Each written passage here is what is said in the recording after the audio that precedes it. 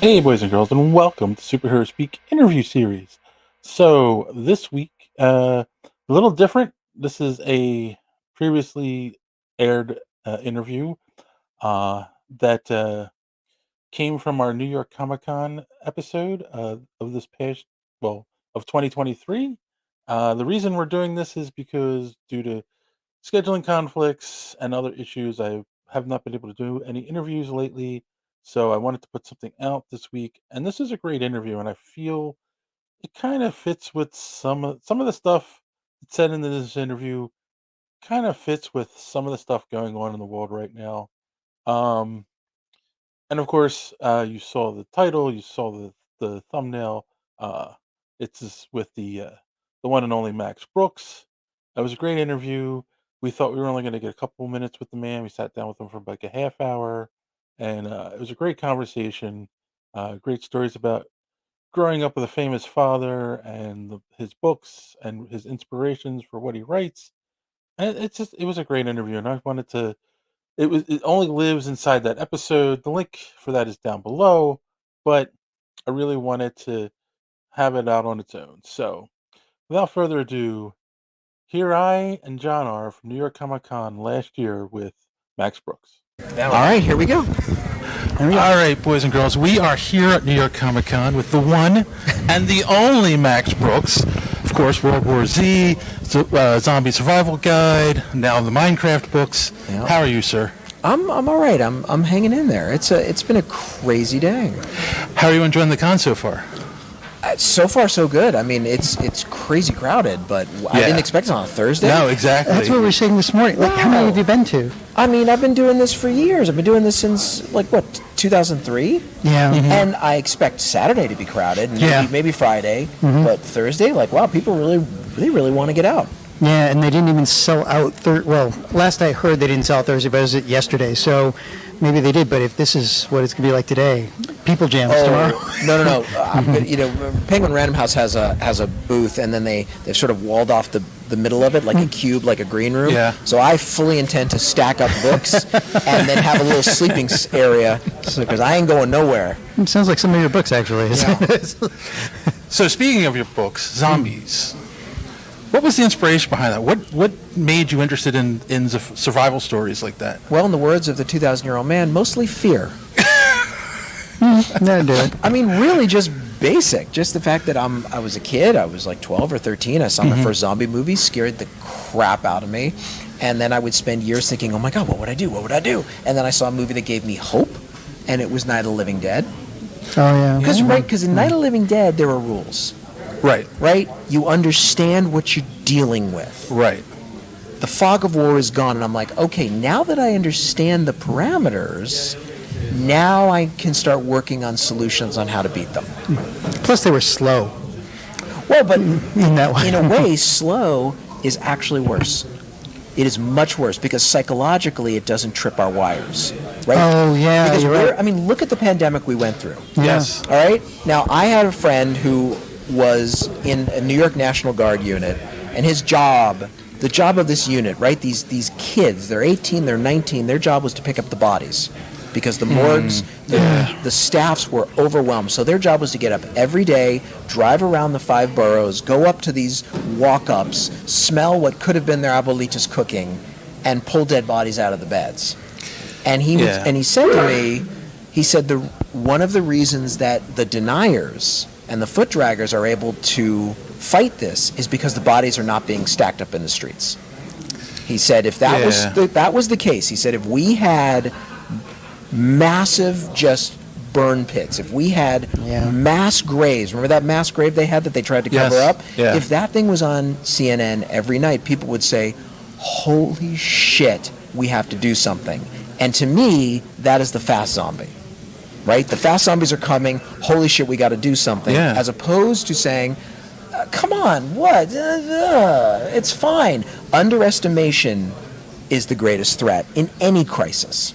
It's like Invasion of the Body Snatchers, right? Yeah. Because you're like, oh, they're not coming after me. I'll just go here and rest. Right. And the next thing you know, you're gone. It's slow. Yeah. It's the underestimation. We'll give Hitler a little bit of Czechoslovakia, he'll be fine. Yeah, right. And that worked out. It's not like Hitler was like, listen, if you just give me this, I promise I will only try to take over the frickin' world. He Yeah. didn't say that. He's like, I just want that, and it's the underestimation. Yeah. Slow zombies. So, and then now you've melded it with Minecraft, Yep. which I think is brilliant. Like, because it is a survival game, right? And people you don't break think of out it that way. zombies, So Right. Well, I'm glad you said. I get asked a lot about my work, and they say, "Well, your work seems rather eclectic." And on the surface, yeah, it does. I mean, Yeah. a guy who writes about, zombies, okay, Bigfoot, yeah, I mean that's still horror, yeah, but like the Harlem Hellfighters, a true story, World War I, black soldiers, and then Minecraft. What the actual f? But then if you go just one level deeper, it's all the same theme, because it's all about adaptation to crisis. It's all, every book Yes. I write is just Yeah. like things are going a certain way and everybody knows what to do and they're doing their thing, and then suddenly that thing just ends and it's like, oh, I have to become a different person Right. or I'm going to die. So I've been playing Minecraft for a long time. So how did you, like, what made you decide to use Minecraft, besides the fact that it has zombies in it, but, Yeah. like, did you play the game? Yeah. or- Oh my God. Yeah. My son started playing it and I was playing it with him. Yeah. And I realized, like, Yeah. this is more than just a game. This could be the greatest education tool ever, because if the lessons are there, they just need to be highlighted. You just need someone to say, oh, no. You just learned about taking life in steps. Right. Punch a tree, block of wood, crafting table, Yep. tools, to get better materials, to make better tools. It's funny that you say that, because there are a lot of people in the younger generation, if you ask them, where does food come from? They say the supermarket. Well, exactly. Yeah. And the pandemic illustrated that there is something called a chain Yes. where things happen. Yeah. And that chain if it gets cut in any way, we're all in a lot of trouble. And people Yep. don't really understand that anymore, and they're also going to have to understand it. So that's just one of the many, many lessons Minecraft has to teach. And that's pretty much like some of the background premise of every horror movie is like the chain of things breaking down Right. as everything goes to hell. Which is, by the way, one of the reasons I was so scared of zombies, because Yeah. every other monster, you just have to get away from it and you're fine. Yeah. But the crazy thing about zombies is they're going to kill more people who may never see them, because zombies practice what the military calls second and third order effects, right? Like if you look at war, how many soldiers actually die of enemy fire versus who die from disease or infection or accidents? Right. And that's exactly, and then civilians, good Lord. And that's a zombie plague, because I've always envisioned for every one person who's actually bit by a zombie, how many people are going to die from dehydration, malnutrition, infection, disease? I mean, you take away this first world healthcare net. Yep. Yeah, good luck. Yeah. Do you, I'm sure you've been asked this before, do you think you could survive a zombie apocalypse? Well, at this point, I don't have a choice because I'm a parent. Yeah. So I have to. So now my son is 18, and maybe in a few years when he's ready to launch, I can let go. It's tough. But the truth is, you never know. You never know in a crisis how you're going to respond. You can train yourself for it. You can do it, but you just never know. I mean, I was very lucky to grow up as a Gen Xer with World War II parents. Yeah. So you would see these groups of my parents' friends who, it's and then like this and and you'd think, oh, Jesus, Mort Goldman. But then you learn, oh, wait, Mort Goldman was a Marine Yes. on Guadalcanal, or these other people who are now complaining about their soup being cold. Wait, you were on an escort carrier that was torpedoed in the North Atlantic? Wow. So the truth is, you never actually know who you're going to be, because these guys and girls made it out. I had an uncle who served in Korea, and he was in a helicopter that got shot down, Jesus. went down over enemy lines. The pilot was killed, but they had a diplomat with them. Oh my God. He got them out They had to travel at night. The Yeah. whole thing. You would have never known. He passed away a few years ago. You would have never known that about him. Right. So You never know. yeah, and because they were so unassuming, like, because that's what they had to do at the Right. time. They had to do it. They didn't have a choice. Yeah. So When a generation is called to action, they discover, in the words of my dad, there's more to you than there is to you. Yeah. yeah. So we're talking to you because, like, aside from all the other stuff you've done, like, World War Z and all that, you've got the new books coming out with the Minecraft premise. Yeah. So what is the premise of the setting in Minecraft? Well, it's the third of the trilogy. And like we've been talking about, Minecraft to me was all about the life lessons it can impart. All right, so Minecraft Book 1, our character, I call him Jack Black just because he read the audiobook, Nice. spawns in the world. Right. Spawns in the world, in the ocean, swims to an island, has to survive on that island like Robinson Crusoe. And the life lessons there are how to live with yourself. Right. Yeah. Yeah, like how to be patient, Yeah. how to plan. Don't beat up on yourself. Have a plan. Go through it in steps. Don't be out at night. Yeah, recover from failure. Yeah. Oh, yeah. Recovering from failure. Massive, massive, massive lesson. And then finally, the last lesson is once he's established the island as a comfort zone, he realizes growth can't come from a comfort zone. Got to leave. So So book 2, he gets to a continent and meets another castaway. Oh, okay. Book 2 is all about friendship. Because once you've learned how to live with yourself, you got to learn Right. to live with somebody else. So you have all this planned out. Yeah. Okay. So I plan it all out. So book 2 is all about communication and compromise, and how much do you give without giving up all of yourself, and how do you work together as a team. And then book 3 is the final logical natural step, which is they come to a village. How do you live as a Yes. citizen in a community? And it's all those hardcore civics lessons told very simply through the lens of the Minecraft universe. cool. I think we need more books like that. I mean, when I saw the village, I'm like, oh my God, these are civics lessons right here, because Yeah. there's a lesson about law and order, why we have laws, why are they enforced. There's lessons about economics, like why do we have money? Like how many people actually sit down and think about like why do we have currency instead of just Right. barter? Exactly. What is the point of that? And also, why can it be the root of all evil? And you're like, well, maybe it's not. Maybe it's the lure of the evil. Maybe it is the dark side, because money is power and power can corrupt. And then war, because war comes to the village. Yeah. And I wrote this before Ukraine. I wrote it before, obviously, wow. with Israel. Yeah. But I have lived long enough to know that wars happen. Yes. And sometimes you do not ask for them, and they come to you. How do you survive when war comes to you?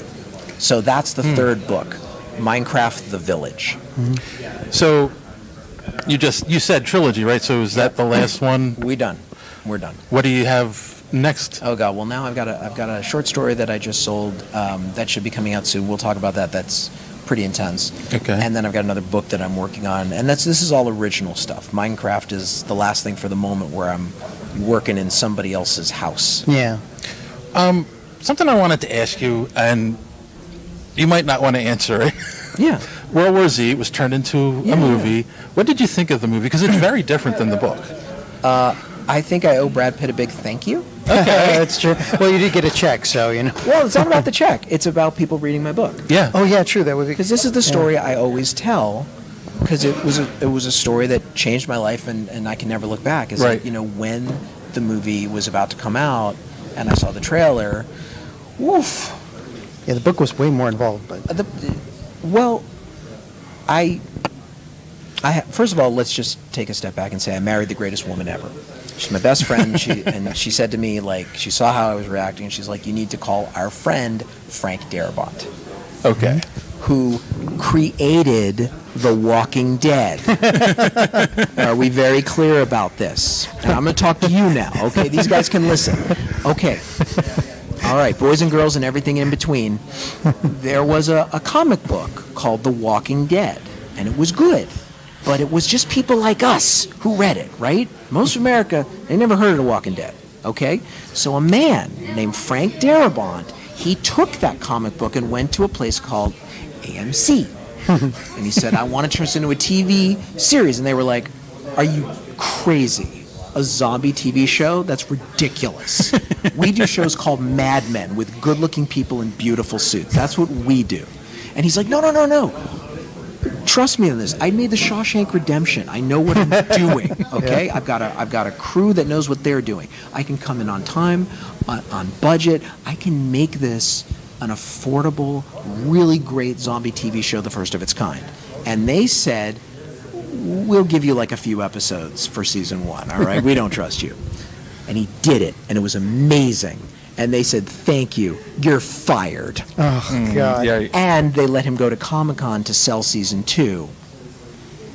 Oh, man. And then he went back to the set, and then they fired him right there. And nobody, and I'm talking everybody involved in Walking Dead, nobody backed him up.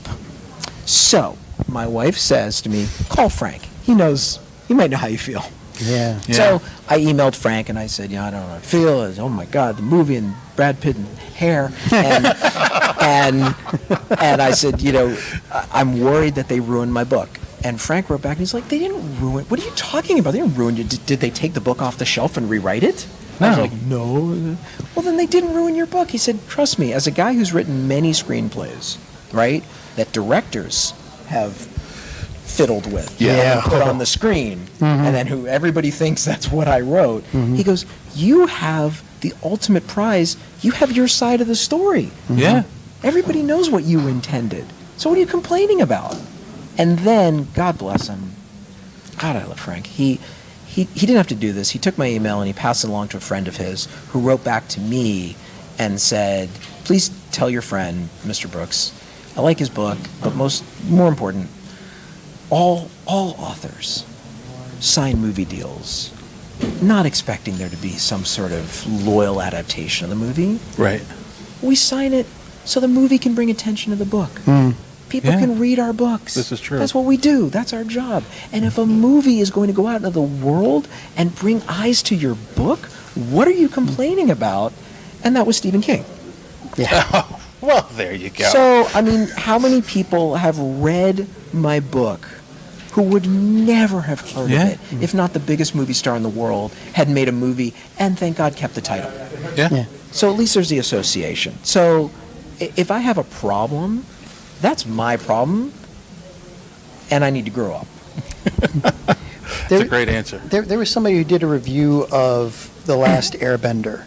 Oh, yeah. And they compared the TV series, the original TV series, which is probably one of the best things ever put to film, and then they compared it with M. Night Shyamalan's version. And the end, and this goes to what you were saying, the end, what he said at the end, I forget the reviewer's name. I wish I'll have to remember it, put it up on here.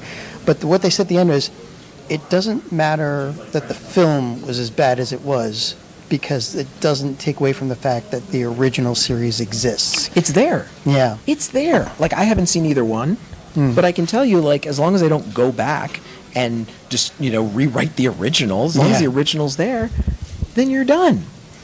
Yeah. Have you ever I'm just kind of curious, because of who your father is, have you ever had a desire to write comedy? I used to write comedy. Oh, okay. My first big boy job was writing for Saturday Night Live. Oh, man. Oh, okay. Yeah. I didn't realize that. Yeah, so I got the job, and 2 weeks later, 9/11 happened. Oh, God. Oh, my. Yeah, Okay, then. I was there. Yeah. And then 2 weeks or 3 weeks or something after that, we had anthrax in the building. Yeah, I do remember that, Yeah, too. that was quite a time. It's quite an interesting time. So How was the comedy? Now it makes a little more sense. Zombie survival. Well, but this is the thing. Zombie Survival Guide, being Mel Brooks' son, almost ruined my career. Yes. Almost completely ruined it, because when the book came out, my agent at the time, publicist, and publisher all tried to position it as Mel Brooks Jr. writes Younger Frankenstein. Ugh. And we all know that's not what the book was. And I begged them, I said, don't do that. First of all, that's not what the book is. It's a legitimate nerd book written by a legitimate nerd about how to fight zombies. Right. And if you put it up there as Mel Brooks Jr. in a comedy book, everyone's going to hate it. First of all, you're going to piss off mainstream comedy people are going to be like, this is not funny. And second of all, my tribe, horror nerds, who have yet to meet me and don't know me, are going to think that I'm a Hollywood brat taking a giant dump on what they love. And that's exactly what happened. Yeah. That's exactly what happened. Yeah. I got horrible reviews from both sides. And then my wife, amazing woman. Most wonderful woman in the world. Michelle Colas Brooks. She said, you need to scrap their marketing plan. You need to market it yourself. Yeah. So I went on my knees to a guy named Tony Tapone at Fangoria. And I said, just give me one interview. Just let me tell my side of the story. And I did. And we talked. And I talked about all the horror films I grew up on. And and he was like, would you like to have a shot on Fangoria Radio? So I went on. And, Debbie Rochon and Dee Snider. Oh my God! Really? Well, and because of my nerdness, I can name everything obscure Dee Snider has done. Yeah. I could talk about Pee-wee's Big Adventure. Yep. Yeah. So I got to tell my side of the story, and I got myself a personal appearance agent. This guy Mike DeAndrea, who's still my agent, and he said we're gonna do some zombie self-defense lectures around the country, and they're gonna be straight up. Yes. And if people don't know zombies are fake, and they walk in, they're gonna think this is no different than an earthquake survival lecture. And we did, and we went all around the country, and bit by bit, I managed to claw out a little bit of a legitimate reputation. Okay, so then the obvious question is, did anyone ever suggest, because Stephen King's son used a pen name, did you ever think of using a pen name at first? I did. When I was in my 20s, like early 20s, just out of school, and my whole thing was like, I would make my own name, and I want to, I don't want to be seen, and in your 20s, you're insecure. Right. I got to make my own. I tried. I talked to some people, and we had some family friends who were like, don't worry about it. Because first of all, my dad was like, we can't do that. That's your family name. I'm like, your name is Kaminsky. Yeah, it's true. You changed it. It's like, oh yeah, I guess I did. But that was a different time. Yeah, it is different. It was like we all had to be. Because now, what if you had changed it back to Kaminsky? I could have done that. I really could have done that. But everybody talked me out of it, and I'm glad they did, because now now I'm proud of the name. And I've always been proud of who my parents were. Yeah. So I'm glad I didn't do something stupid and young. So what you mentioned it. What is your favorite horror movie? Oh, there's plenty. Oh God. Well, if you've read Devolution, the Sasquatch book, that came out of the fear of the movie Snow Beast. Oh man, that's an old. It was like Jaws goes to Aspen. Right. Oh, that movie scared the shit out of me. And just like Jaws, they had it from the monster's point of view. Now remember, I saw these movies when I was little, when they used to put horror films on Sunday afternoon because they were cheap and there was nothing to watch. Yep. And I grew up in a house that was post-war where plate glass was a new thing. So remember in those 1950s homes? Yes. Every home was made of plate glass because they could. So I'm sitting there and it's dark and the snow beast is attacking and I'm looking outside the plate glass window as the tree's brushing against the glass. Oh my God. And to this day, sometimes I think to myself, because I love all movies, but I still think all right, Jeremiah Johnson had a 50 caliber Hawken. It's one shot, but it's 50 caliber. Yep. That would stop a snow beast. Yep. Yeah, that would do that. So we normally wrap the podcast up by saying, don't let your cape caught in the door, which kind of started off as a joke, but it's kind of morphed to mean don't let your shortcomings keep you from achieving a goal. So what's something you've overcome in your life to achieve a goal? Oh my God. We haven't even talked about my dyslexia. I am massively, massively dyslexic. Horribly. And they didn't know anything about it when I was a kid growing up in the 80s. Yeah. Nothing. They thought it was... And my mother, God bless her, oh God, you only get one mom, and I got a good one. And somehow she learned about dyslexia, and because there were no accommodations.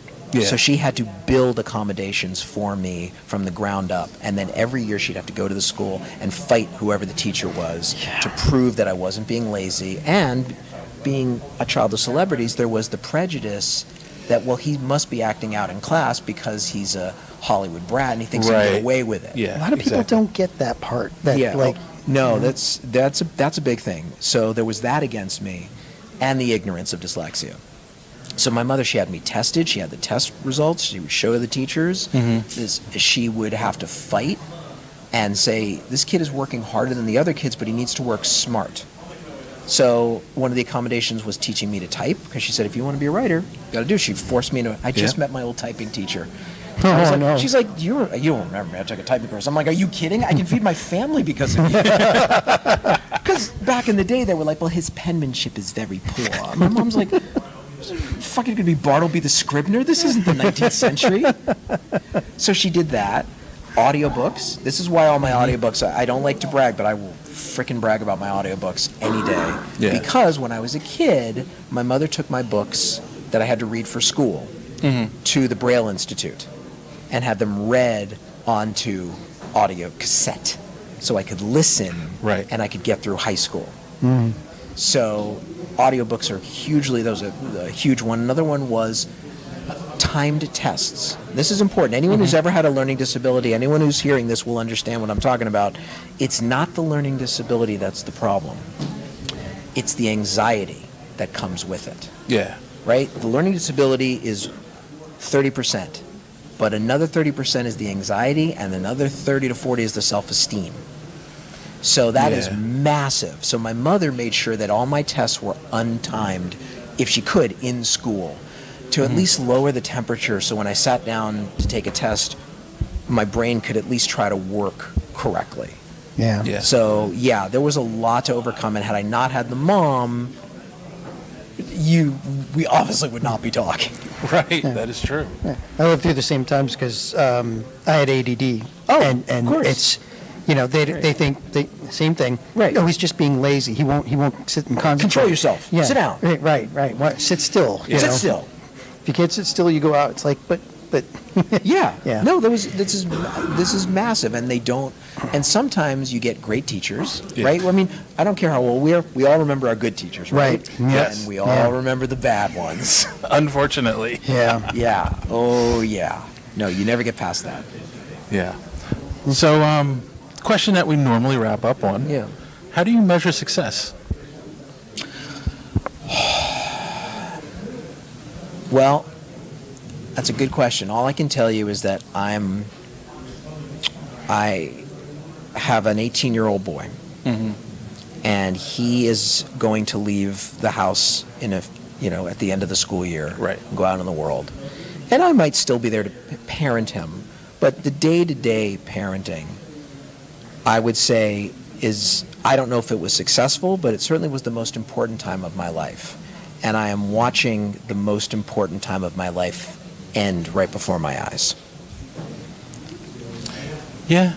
No, I mean, as a parent of a 29-year-old who has 3 daughters of her own, it doesn't end, it changes. Right. I'll still be there. Yes. But that day-to-day, Yes. every Yeah, day, exactly. you're in it, you have all the authority and all the power and all the responsibility. Yes. Right? That's going to go away real fast. It does, yeah. And it's funny, I didn't expect it to hit me this way. My mother used to say that to other people around me when they'd have babies. She would say, this is the best time of your life. Yeah.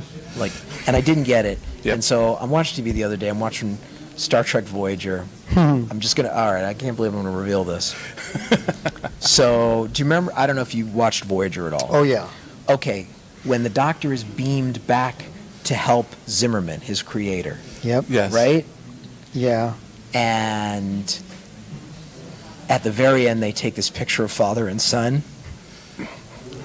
So I just started crying. I just burst out into tears. And to this day, I still have that picture right here on my phone. I took a screenshot of it because this is about to be my life. Yeah. Wow. And it's also hard to let them go because you're like, now you're in a whole new level of all worry. you can do is trust you did a good job. Yeah. That's it. And that's the thing is now I'm in that. I mean, when you're in it, and there's no time to second guess. You've got, especially, you've just got things happening, and you've got to make decisions. And now I'm in that position where I'm like, did I make the right choices? Yeah. Did I do more harm than I did good?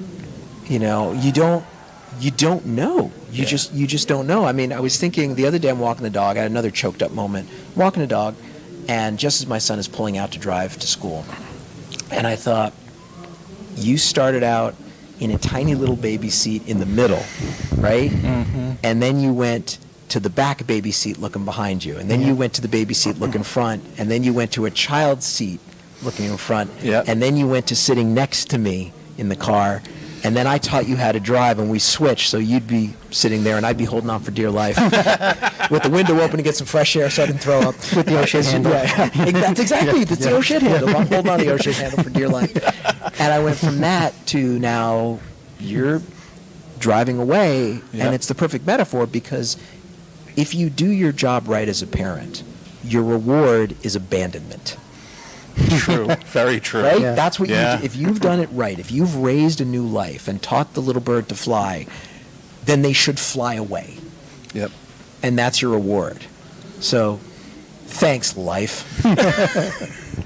All right, and then we'll just end with where can people follow you online? Yeah, well, I mean, you can follow me on, I guess it's X now. Yes. Oh, God. Before he names it something else, middle finger, whatever. So it's Max Brooks author, and then, there's always my website, Max Brooks, and then there's the various Facebook pages. But yeah, I mean, wherever there's social media, there's usually a version of me, Yes. with a book next to it. All right. Well, thank you very much. Thank you, guys. Thank you. very much. All right. Well, that's it for this week. So thanks for watching. I hope you really enjoyed that. Again, I think you should take to heart some of the things he had to say in there. And you know what? As a reminder, while you're here, please click that subscribe button, click the bell for notifications, smash that like button. It really helps. And yeah, until next time, as always, don't let your cape get caught in the door.